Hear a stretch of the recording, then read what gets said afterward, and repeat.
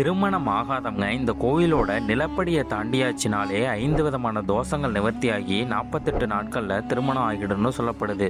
முதலாவது திருமணத்தடை, இரண்டாவது காலசர்ப்ப தோஷம், மூணாவது தீராத கடன் சரும நோய் வியாதிகள், நான்காவது பிரிந்தவர் ஒன்று சேர, ஐந்தாவது சந்திர தோஷம்.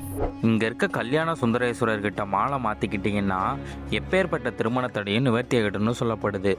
இந்த திருமணம் சம்பந்தப்பட்ட எந்த ஒரு தோஷமாக இருந்தாலும் சரி, இந்த க்ஷேத்திரத்துல திருமண தடையை நீக்கி கொடுக்கிறார் இந்த கல்யாண சுந்தரேஸ்வர சுவாமி.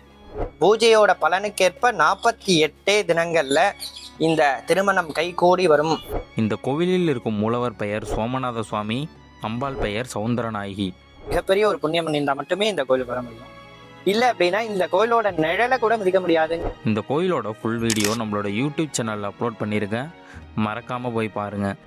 கோவில்களை பற்றி விசேஷமான தகவல்களை தெரிஞ்சுக்க பிளாக் மச்சி சேனலை சப்ஸ்கிரைப் பண்ணுங்கள், ஃபாலோ பண்ணுங்கள்.